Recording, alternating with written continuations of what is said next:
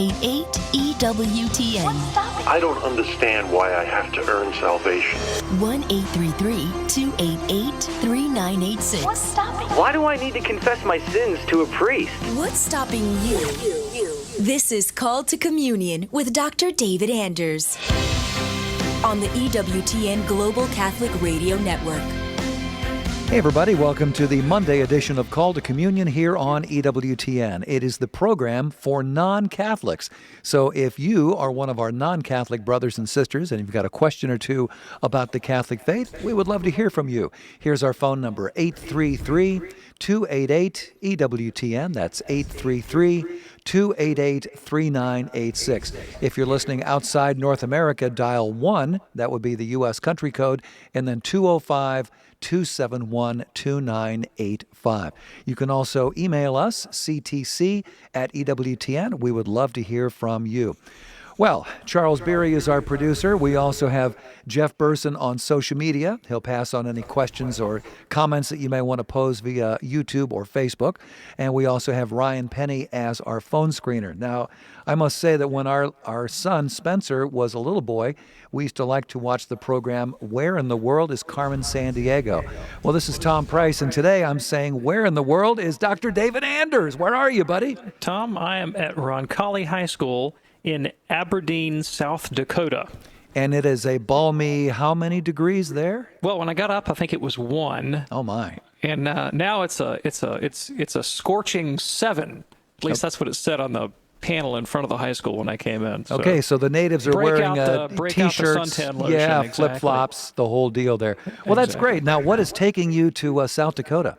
Well, I'm up here with Real Presence Radio for the whole week, and we've got several events over the course of the week in support of Catholic radio, because, Tom, you know that this work that we do, we produce programming at EWTN, but it takes great people like the folks at Real Presence to distribute it throughout their local markets. Well, and sure. So we help them, they help us, and we all try to advance the work of the gospel and teach people about Christ in the Catholic Church. Fantastic. Well, we would love to hear from all of our listeners checking us out today on Real Presence Radio.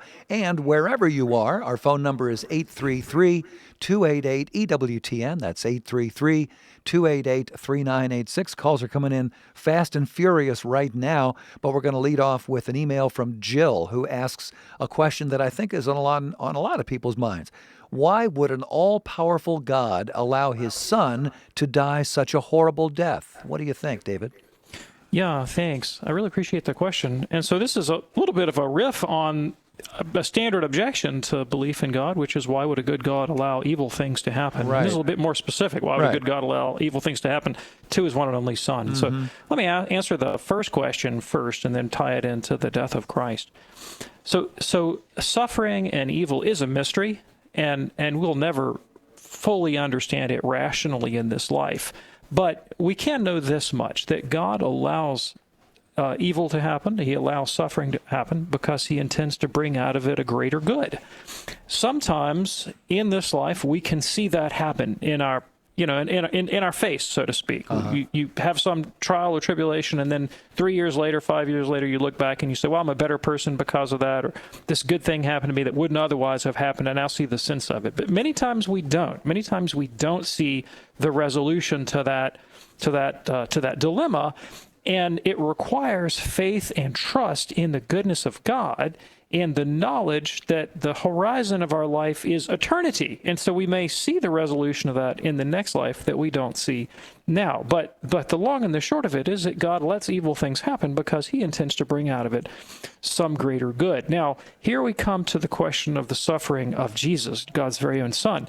So you have an intellectual answer to the problem of evil, and that's the one that I just gave, right? But we also have a sort of pastoral answer to the problem of evil.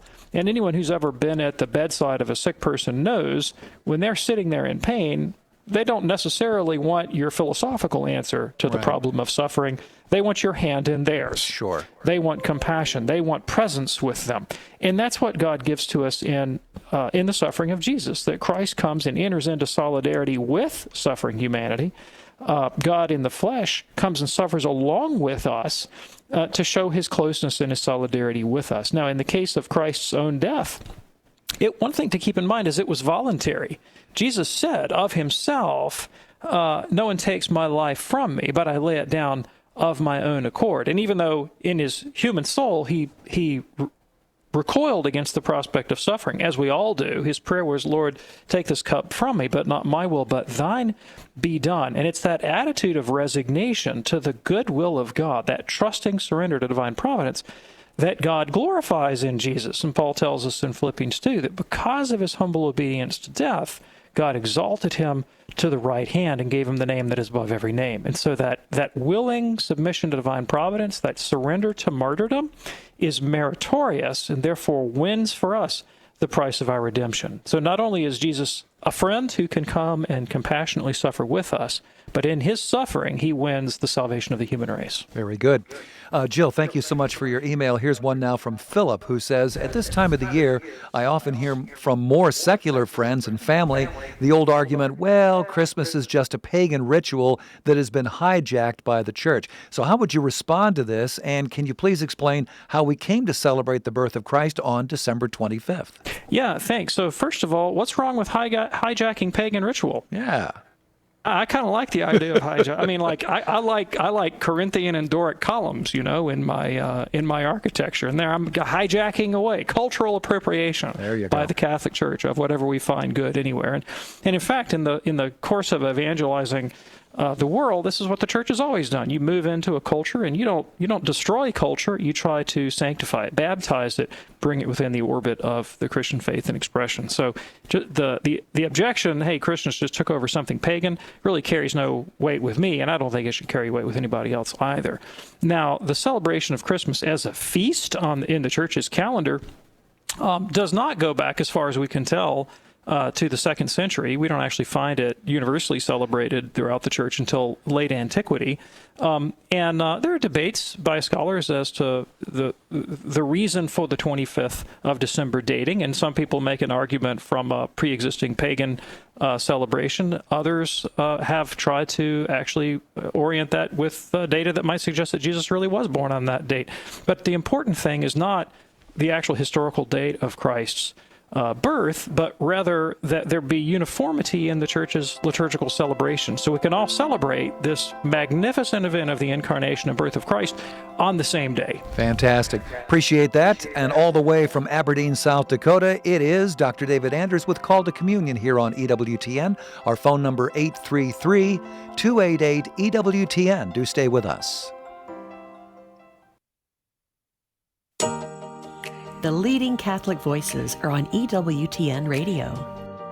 Our mission is to transform the world one woman at a time through a spiritual program of formation that helps them to see who they are as daughters of the Most High God and to enjoy the gift that God has given to them by virtue of their femininity. Women of Grace with Johnette Williams. Tomorrow morning, 11 Eastern on EWTN Radio. Father Benedict Rochelle. Brothers and sisters, we got to tell the truth in this country. For heaven's sakes, I wouldn't want to go to a synagogue and find that they were having a Muslim service. I wouldn't want to go to a mosque and run into a Baptist service. I don't want to go to a Baptist church and find out that they're having Mass. We've got to be honest to ourselves. We've got to be what we are. I'd rather a good old-fashioned honest agnostic than a phony Christian any day of the week. There are reluctant agnostics. There are atheists who are searching for God, and they may find him.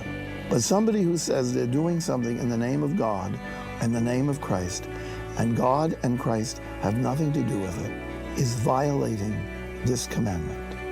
I am the Lord your God.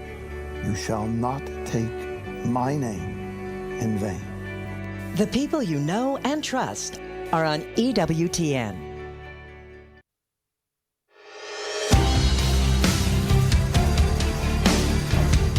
Hey, if you want to know what's going on here at the Global Catholic Radio Network, TV network, all of our different arms of EWTN, I would certainly recommend subscribing to Wings. It is the EWTN weekly e-newsletter. All you have to do is send an email to us. Here's how you get that email address. You just go to EWTN.com, look for it where it says Wings, and then type in your email address, and then you'll get every Thursday morning, if memory serves, you'll get a fabulous little email that'll let you know what's going on EWTN television, big things in the news department, on radio, religious catalog. It just goes on and on and on. And it's a wonderful thing to check out what's going on here at EWTN. And of course, it is absolutely free, and it's called Wings. It is EWTN's Call to Communion. Here, our phone number is 833-288-EWTN. That's 833-288-3986. I'm Tom Price, along with Dr. David Anders, who is at Roncalli High School in Aberdeen, South Dakota, at the behest of our great partners there, Real Presence Radio. David, I believe you've got one of the students there at Roncalli High who has a question for you, correct? We have a living, breathing high school student right with us on the show right now. And what's your name? Hi, I'm Christina Gretler. Christina, okay, what's your question? So I know there's not that big of a difference between the Lutheran and Catholic religions, but I'm wondering why in the Lutheran religion women can become pastors, but in the Catholic religion we can't become priests or ministers or something like that. I'm just wondering why. Yeah, thanks, appreciate it. Well, I would beg to differ, I guess, with the first part of the question as to whether or not there are substantial differences between Lutheran and Catholic, and I think there are some quite meaningful differences, right? And some of them pertinent to the question of the ordination of women to the sacred priesthood.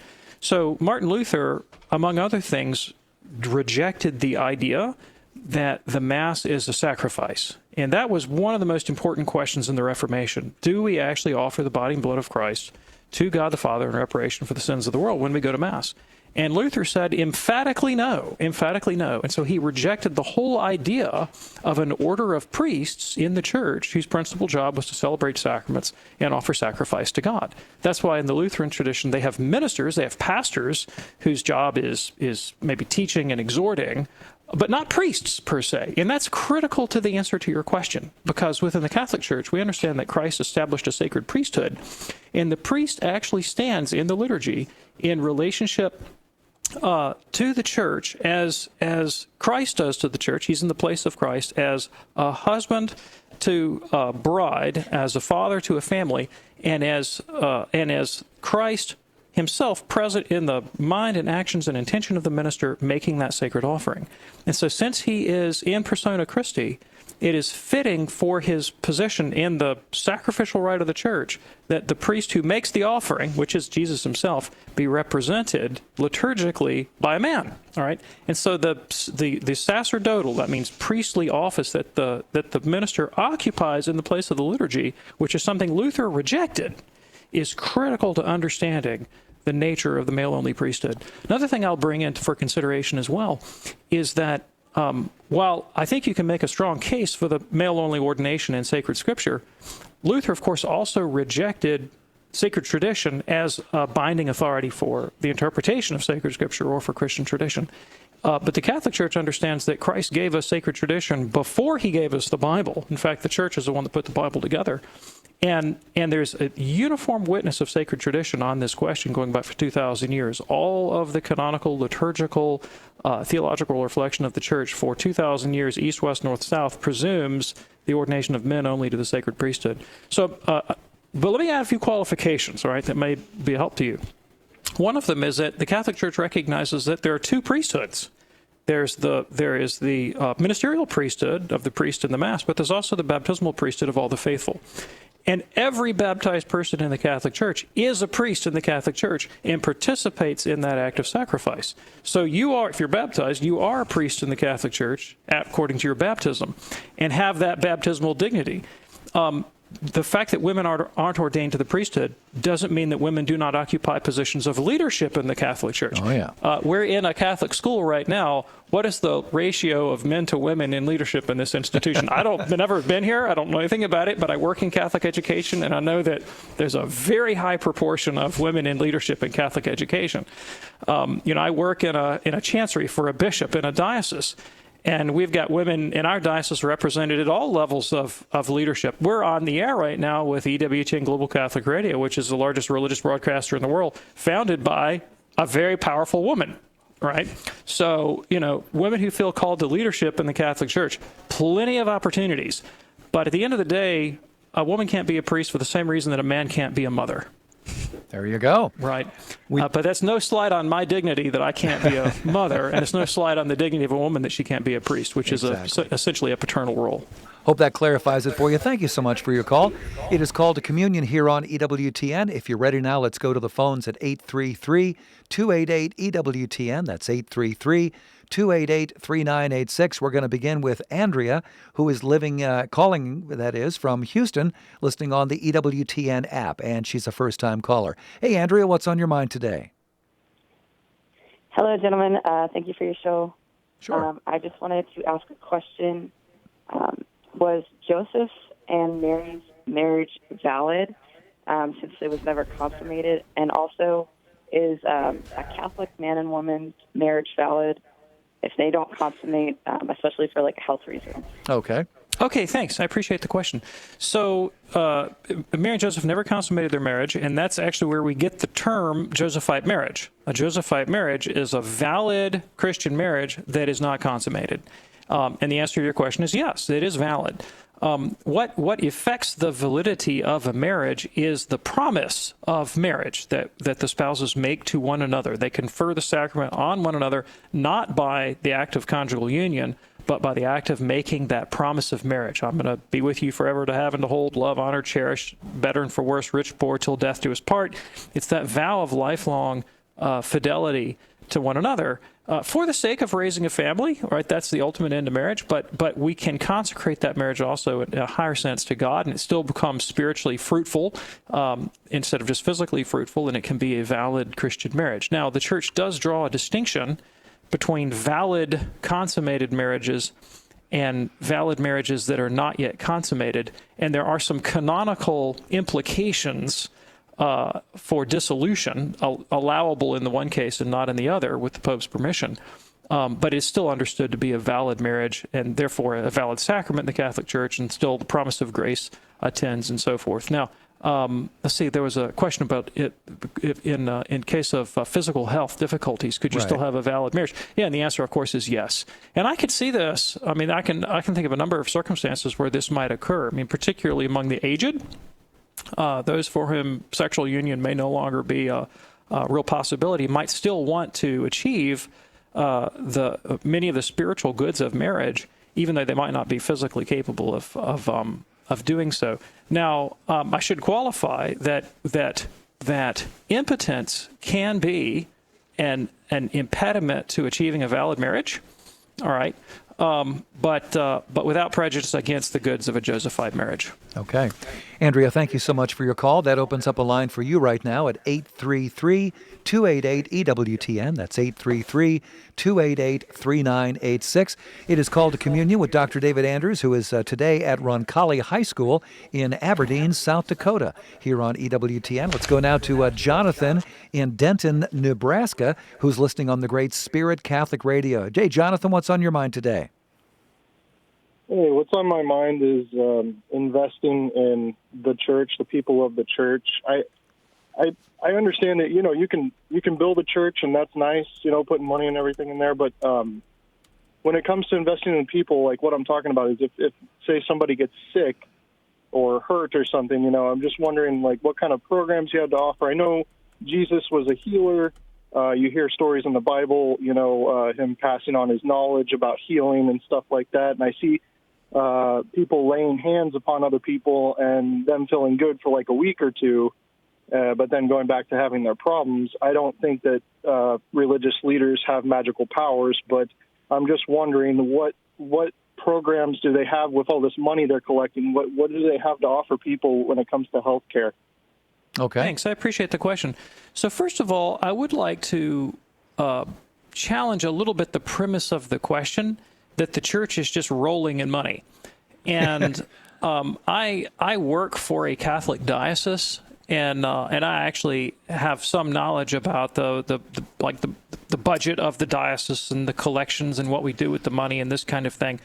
And as somebody who is always in the business of trying to ask the finance department of my own diocese for funds for us to do pastoral work, I can tell you that the money is not just rolling in, in great big heaping bagfuls, right? Pretty close to the bone down there, isn't it? Yeah, it's pretty darn close to the bone. Yeah.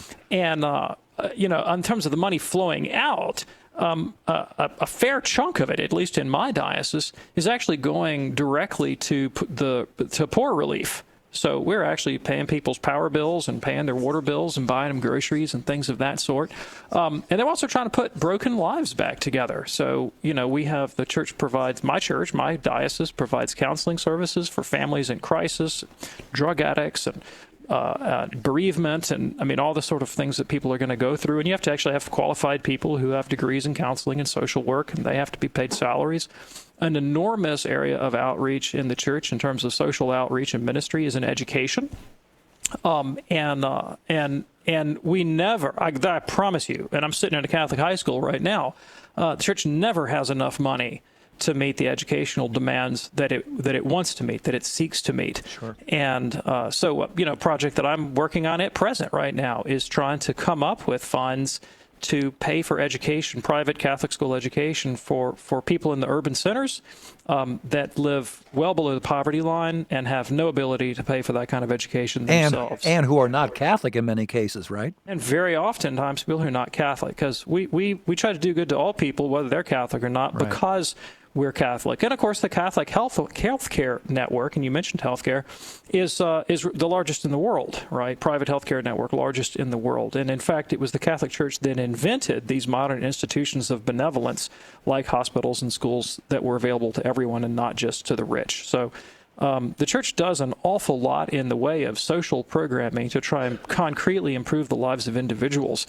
But now that I've said that, I also can't let go unchecked. Something else in your question that kind of caught my ear when you said, well, people might get hands laid on them and prayed for, and they might feel better for a week and then fall back into suffering, as if the spiritual ministry of the church to those suffering was somehow of lesser value.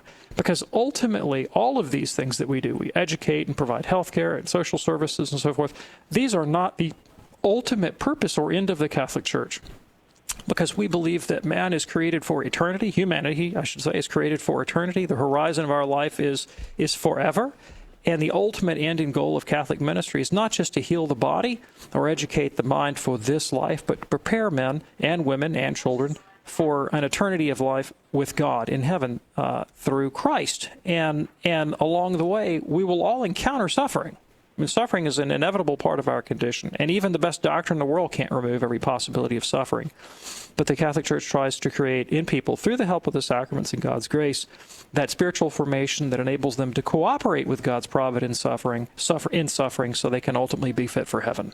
Appreciate your call, Jonathan. It is Call to Communion here on EWTN. Our phone number, 833-288-EWTN. That's 833-288-3986. You can shoot us an email anytime you wish, ctc@EWTN.com, ctc@EWTN.com. David Anders is on the scene there at Roncalli High School in Aberdeen, South Dakota. David, you have another student standing by with a question, correct? Right, with a question. So right. What's your name? Zach Behrens. Okay, Zach, what's your question? Why does the church practice baptism at infancy? Okay. Why is that not a decision they make prior to having more education? Yeah, I appreciate the question. So first of all, the church teaches that baptism does a lot of things, right? And one of them is it removes the stain of original sin and brings God's sanctifying grace into your soul. Now, I've got 5 kids. I love my children. I want the best for them. I inoculate them against polio and measles and mumps and rubella and all these other things. Did I ask their permission when I took him to the pediatrician and said, could you please sign a waiver and give me permission to vaccinate you against polio? No, I didn't. Why not? Why not? Well, you want to protect them. Of course. Yeah. Of course. I want them to have everything that they need to flourish in life. Well, which is more important, to be protected from polio or hell? Probably hell. Absolutely. So I want them to have all the grace that they can possibly have, right? Secondly, baptism makes a person a member of Christ's body, which is the church. Now, that's connected to, but distinct from, that question of sacramental grace in the soul. I want them to have all the goods and privileges of a Catholic, right? And, here's a good question. Did the church create, well, the church didn't create, Christ instituted. Did Christ institute the sacrament of confession for Catholics or non-Catholics? Everyone. No. Right. No? No, non-Catholics can't receive absolution in the Catholic Church. Really? Yeah, absolutely. Your atheist friend's not going to walk in and get absolution from a Catholic priest. He's got to be a card-carrying Catholic to validly receive the sacrament, right? The sacrament of reconciliation is for Catholics. It's for Catholics. But the entry ticket is baptism, right?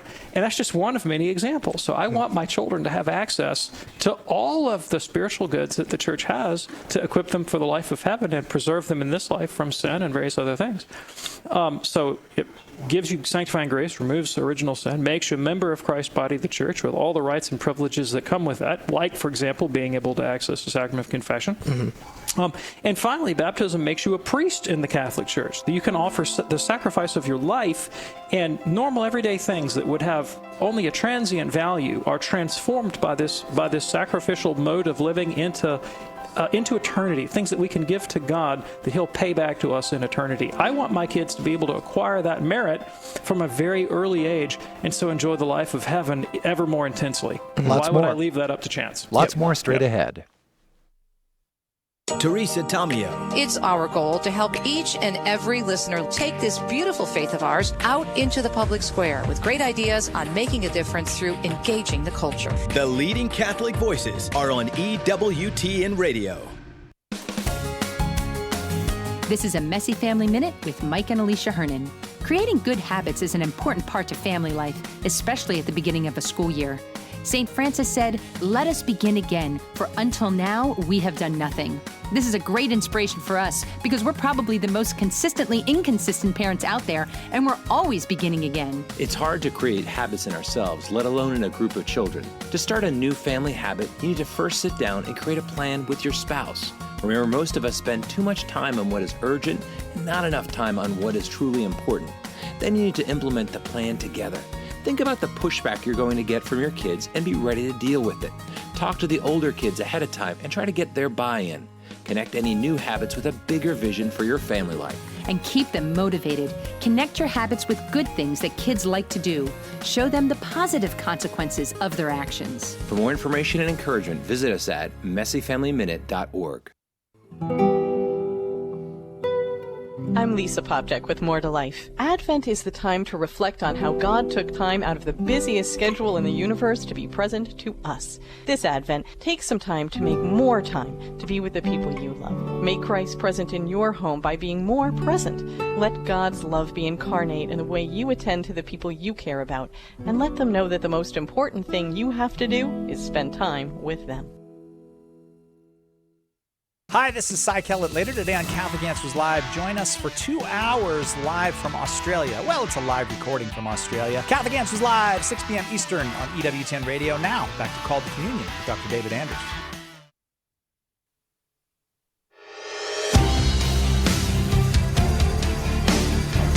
The Monday edition of Call to Communion here on EWTN. Our phone number 833-288-EWTN. That's 833-288-3986.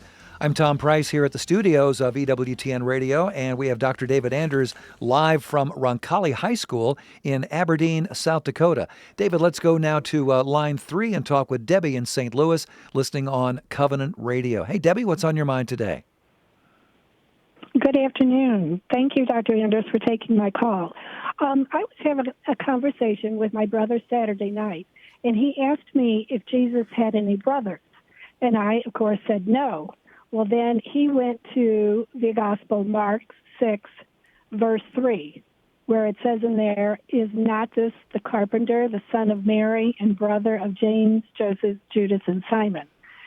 And I'm sure you've answered this question before, but I didn't know what to say to him. I didn't know how to answer him because I said no, he doesn't have any Not a problem. Brothers. Okay. This is, believe it or not, we have heard this question before, right? Mark, you mentioned Mark 6, Matthew 13 is a parallel passage, and it lists the brothers of Jesus.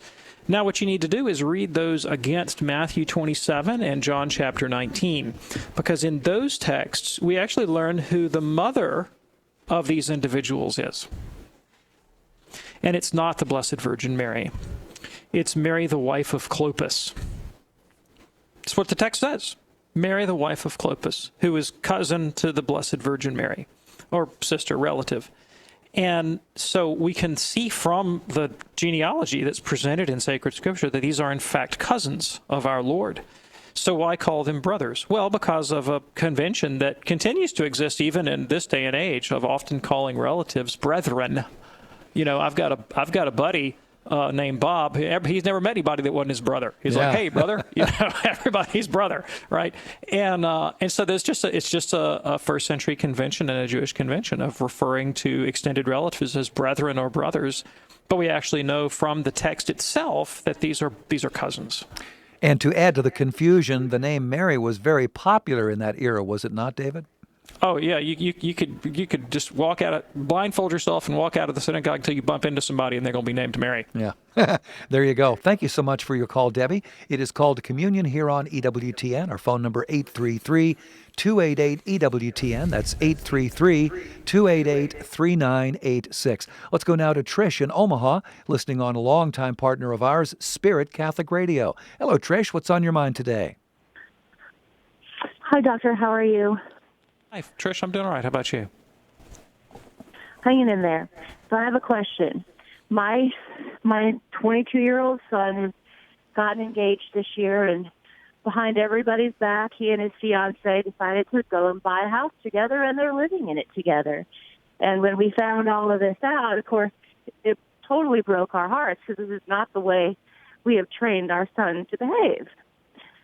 So my question is, what kind of resources can I give him to show him that this is not the way he needs to live, and that the church does not support this?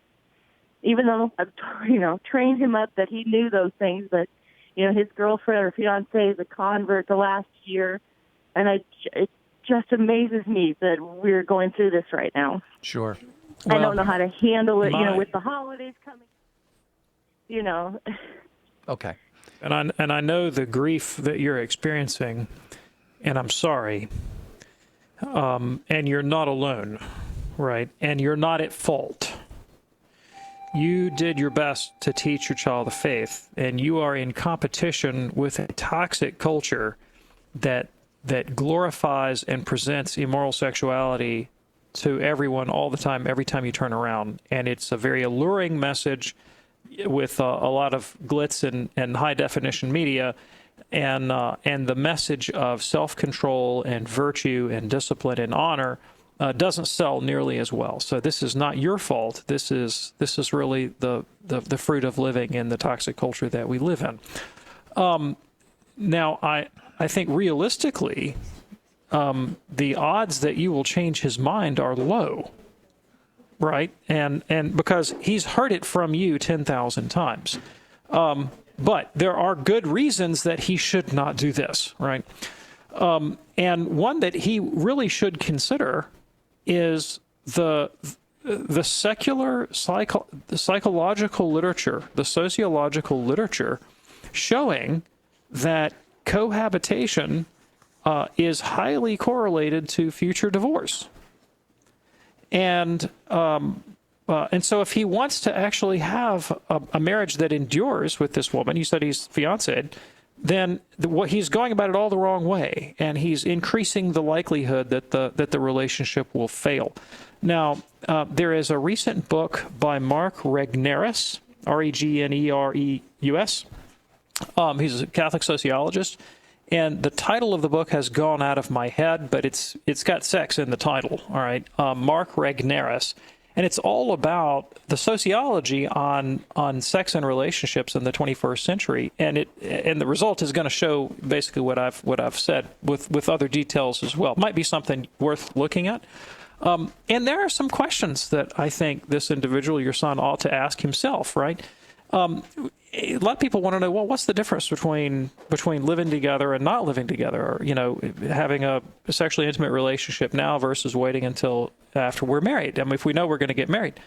And you need to actually think about the thing and ask yourself, is there a difference between saying, I would like to share a bed with you, but I don't want to accept the responsibilities of being a husband or a father, and I don't make a lifelong commitment of fidelity to you, but I would like the convenience of sharing your bed, versus I am promising to be with you through thick and thin, through better and for worse, richer and poorer, till death do we part, and I fully intend to take on all the responsibilities of being a husband and a father, and fatherhood tends to follow on conjugal relations, right? It's a very different meaning in the act. One of them is very respectful of the woman's dignity and assumes full responsibility for the outcome of this relationship. And the other one says, no, I refuse the responsibility. I don't take the responsibility, but I want the privileges, but I don't take on the responsibility. Yeah. Now, which of those is more noble? Which of those is more admirable? And I doubt that he's conceived of it in those terms. But it's worth considering. Do you really value this woman? Do you value her dignity? What are you willing to sacrifice for her? Yeah. Trish, thank you so much for your call. And the author is Mark Regnerus, Regnerus. And the book that Dr. David Anders is talking about is called Cheap Sex, The Transformation of Men, Marriage, and Monogamy.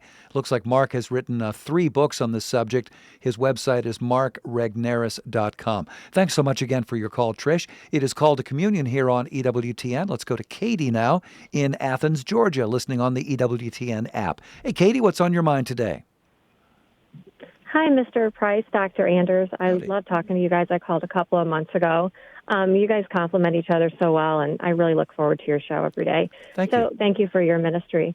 Yes, and the question I had today, when I called back a couple of months ago, you guys really helped me with maintaining family relationships between Protestants and Catholics, and Dr. Anders kind of suggested, just setting an example and, maybe praying more instead of just trying to be right all the time. So that's helped me.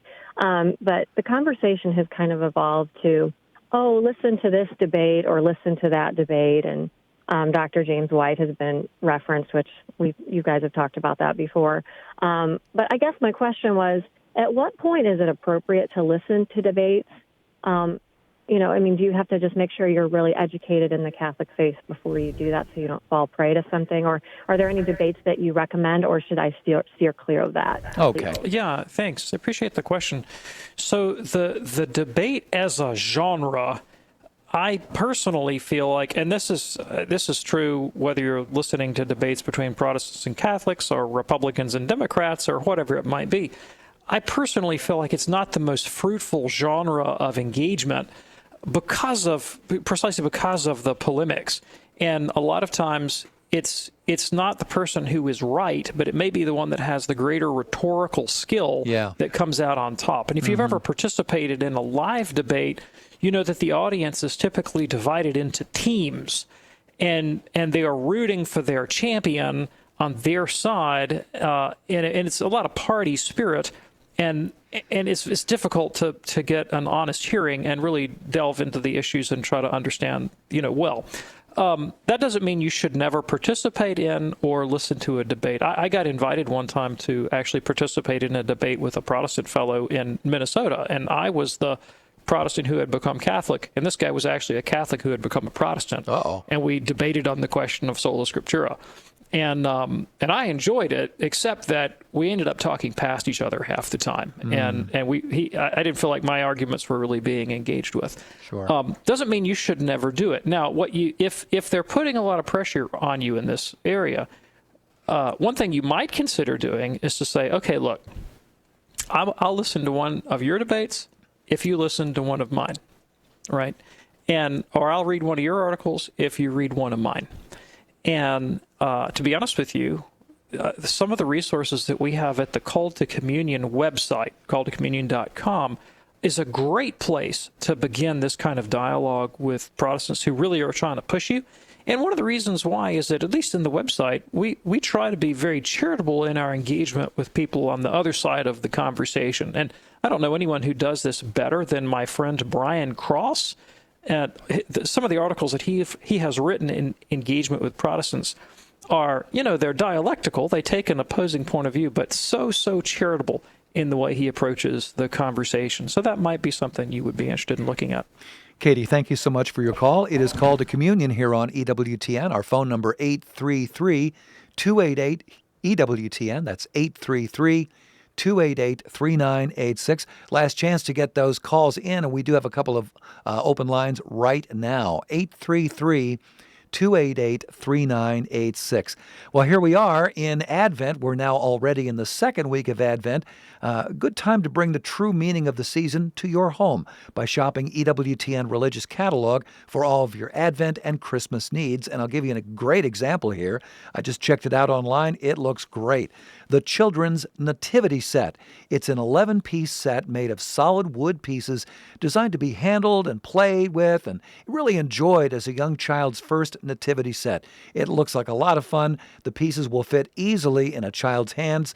I can attest that this is high-quality construction because that's what we sell at EWTNRC.com. Non-toxic paint, of course.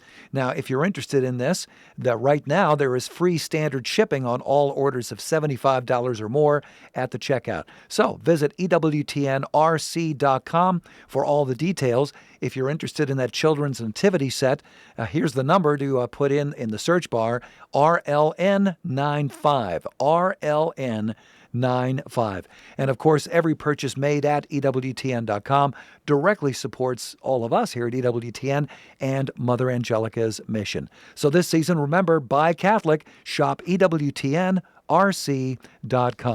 Call to Communion here on EWTN. David Anders is at Roncalli High School in Aberdeen, South Dakota. And tomorrow at this time, you're going to be broadcasting from Sioux Falls, South Dakota. Is that right, David? That's what they tell me. All right. You're along for the ride, right? I just, they stand here, talk. I just go where I'm told, Sounds like a plan. Here's an email. We're getting some calls right now being screened. Here's an email from Roz. How do you refute the 1,000-year reign predicted by so-called Mary people who claim 3 days of darkness, and then after that they believe Jesus will reign on earth for 1,000 years? These are Catholic people who take literally Revelation 20. What scriptures back up the Church's teaching? Now, if I'm wrong, I will acquiesce to all Church teaching. Thanks, Roz. Yeah, thanks, Roz. I really appreciate the question. So, first of all, what you're referring to is a small subset of Catholics who interpret the book of Revelation and other apocalyptic literature of the Bible through the lens of private revelation. Now, private revelation is a claim to revelation that someone makes after the ascension of Christ and the time period of the apostles. Jesus came and taught us everything that we needed to know for life and godliness, and he took that tradition and he transmitted it to the apostles with the command that they make disciples and teach that throughout all the nations. And that's what we need, and that's the public revelation of the Church. Any claim to revelation after that is a private revelation, which may or may not be true, but is not, even if it is true, is not mandatory for all Catholics to believe. So when someone proposes something based on private revelation, they might, I emphasize might, have a right to that as a private opinion, but they have no right to impose that on the universal Church. And the claim, well, Mary said so or Saint so-and-so said so, doesn't change that at all. All right, that's a private opinion. They can't impose that. Millenarianism, right, this understanding of the literal reading of the book of Revelation, chapter 20, is not completely disallowed in Catholic tradition. And there have been Catholic millenarians before, right? And I don't think it's the best way of reading the text, but it's an allowable way of reading the text. Okay. The Church doesn't impose a single hermeneutic on the Bible and say, you have to read this text in exactly this way.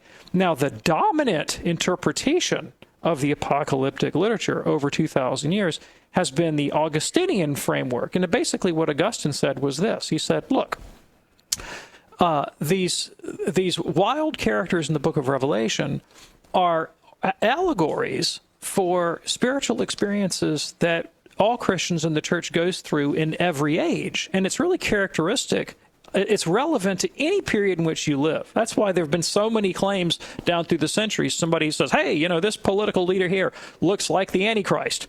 And you're like, yeah, he does. And so did the crazy guy that lived 100 years earlier, right? We're always going to find someone who can seem to meet the description in general outline of the tyrannical, worldly, or religious leader that we find in the book of Revelation. That's why these texts are of perennial value. And then when you look at them against the history of millenarian interpretation, every time someone has called, well, this is the end, this is the last guy, this is the Antichrist. Well, the world keeps on being here, right? They were all wrong before. And if they didn't do a good job picking out the Antichrist 1,000 years ago, why do you think you're going to do a better job today, right? Yeah. And I think we're better off with the words of our Lord, that no one knows the day or the hour. You got to keep your own nose clean, buddy. Absolutely.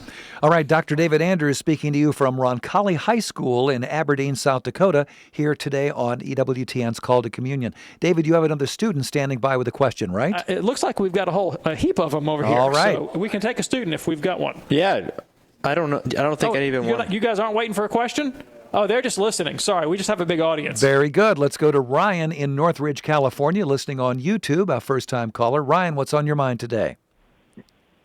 Hi. I listened to I read some arguments online, so this isn't like a scholarly deep dive or anything, that Jesus did not fulfill the messianic prophecies. And I have to admit that more than any atheistic or agnostic argument, this has probably been the biggest source of doubt for me. So I was wondering if, on top of answering some of those objections, like patrilineal descent and stuff like that, if you could name some resources I could turn to about this. Yeah, okay, sure. So let me talk to you. I'll tell you about why I believe Christ did fulfill messianic prophecy, and then I'll give you some scholarly resources as well. The messianic promise really begins in the book of Genesis. And we find this promise that the descendant of the woman, the seed of the woman, would crush the head of the serpent. That's the so-called proto-evangelion of Genesis 3:15. We find the promise that a scepter would come forth from Judah, at the end of the book of Genesis, the Judean tribe, and that would rule the nations and so forth. And then as we move down through Old Testament history, the prophecies become more and more specific. And so we get into Deuteronomy chapter 30, for example, and we read about the obsolescence of the Mosaic law, that Israel would go into exile, and because they would fail to keep the law. And God says, I know the law on its own is not going to get the job done. You have to have your hearts circumcised. This promise of the outpouring Spirit into the heart. And of course, we read that also in Jeremiah 29 and Ezekiel 36, that there will be a new covenant. It won't be like the Mosaic covenant written on stone. It'll be the covenant written on hearts, in which all people will come to know God and worship Him from that inner principle. And it gets connected also to the question of the ingathering of the Gentiles. And that's a theme that we read about over and over again, especially in the book of Isaiah. You know the texts, that the word of the Lord would go forth from Jerusalem, and all the nations would come and worship the God of Israel, and God will make them a light to the whole nation, and so on and so forth. In Isaiah 49, one of the servant songs, messianic prophecies about he would be a light also to the nations. We find this messianic character is going to come from Davidic descent, of course, and then establish a new kingdom. And you can read about that in Daniel's prophecy about the new kingdom. And so we can get down into fine sort of pedantic detail, but in broad stroke outline, what we find in the coming of Christ is the claim to have fulfilled these major prophecies in general, that here is a Davidic ruler who establishes a new kind of kingdom that supersedes that of Rome, accompanied by a profound outpouring of God's Spirit leading to the ingathering of the Gentiles. And so it's a fact, it's a historical fact, that through the preaching of the name of Jesus, the nations have come to worship the God of Israel. And that is what everything in the Old Testament promise pointed towards, right? The obsolescence of the Mosaic law and the ingathering of the nations into the people of God. And that's the most evident fact of history. Yeah. I mean, there's hardly anything better documented than that the Christian faith was the vehicle for bringing knowledge of Israel's God to the whole world and having him being acknowledged as God. And did it, in fact, accomplish the transformation of human hearts that was anticipated? And again, I would argue, evidently, yes. Most manifestly, yes. Now, most eminently in the lives of the saints, who have precisely that kind of holiness that's described in the prophets. But even at the level of society, social organization, the value that Christianity places on the human person and the dignity of the individual will and conscience is something that's radically new in human history. And that becomes the dominant motif in the unfolding of the modern world. And so all of these institutions that we take for granted today, like the modern regime of human rights and international law, or hospitals or public education, human dignity, these are the fruits of the outpouring of God's Spirit in the church, and the church being that salt and light that Christ anticipated she would be. Now, if you want to kind of dig down into some of that pedantic exegesis that's hanging you up, Dr. Lawrence Feingold, who is a Jewish convert to the Catholic faith and a professor of theology at Kenrick Theological Seminary in St. Louis, is a very helpful resource. He's got 3 books on this topic, and many other books besides, and is associated with the Association of Hebrew Catholics. And their website, Association for Hebrew Catholics, is going to be a gold mine for you in terms of kind of plowing through that exegesis. Ryan, thank you so much for your call. Got to get to this. Tina checked in, watching on Facebook. Tina says, in regards to the Catholic Church giving financial help to people, 2 years ago, as I was going through breast cancer as a single mother of 4, who's also a survivor of domestic abuse, it was the Catholic Church that was the only organization that would even help me. I wasn't a Catholic at the time. The church paid my entire rent for a month. Now I'm taking steps to go to law school so that I can help others. Isn't that awesome? Hallelujah. Fantastic. Thank you. I really think so. Let's go now to line 3. If we can go to line 3 and talk with Christina in Dallas, who's listening on Guadalupe Radio. Christina, what's on your mind today? Hi, yes. In celebration of the solemnity of today, I was speaking to my husband, and he had a lot of doubts about when I mentioned that the Virgin Mary had taken a vow of virginity, and that's why she said to the angel, how can this be? I have no relations with man. And so he said, I don't know anything about her making a public statement of something like that. And so I was wondering if you had any resources that I could point him toward that show that this is something that churches believed through the centuries. Yeah, thanks. So first of all, the church doesn't make the claim that her vow was public. All right? And I heard the word public in there. Yeah. She made a vow, but nothing in there about the vow being public. In fact, I mean, there's some notion that people didn't know about this because the presumption was that she and Joseph would have a regular marriage, right? And that's why other people in the community wrongly assumed that Jesus was the biological son of Joseph. They identified him as the son of Joseph. Joseph and Mary didn't run around and tell everybody about their peculiar marital arrangement. But we can infer Mary's vow of virginity from her surprise at the Annunciation. When Gabriel shows up and says, this is what's going to happen to you, you're going to conceive and have a child. She was old enough to know the facts of life. She knew where babies came from, and she was betrothed. Yeah. And yet her response is, how is this going to happen? Mm-hmm. And she's smart enough to be able to answer that question if she had anticipated kind of the normal operation. And so based on that and other data to boot, we infer her vow of virginity. But in terms of the doctrine of Mary's perpetual virginity, this is the constant teaching of the Catholic faith. And any handbook of Catholic doctrine, like Ludwig Ott, for example, Ludwig Ott's Fundamentals of Catholic Dogma, is going to just give you a catalog list of patristic citations in support of that, in terms of its universality. Christina, thank you for your call. Dr. David Anders there in Aberdeen, South Dakota, thank you so much. And you'll be speaking tonight, right? I'm speaking tonight. Fantastic. Once we get snowed in. All right, and then you're barreling on to Sioux Falls tomorrow. We're looking forward to seeing you tomorrow right here on EWTN's Call to Communion. I'm Tom Price. We will see you then. Have a great day, and God bless.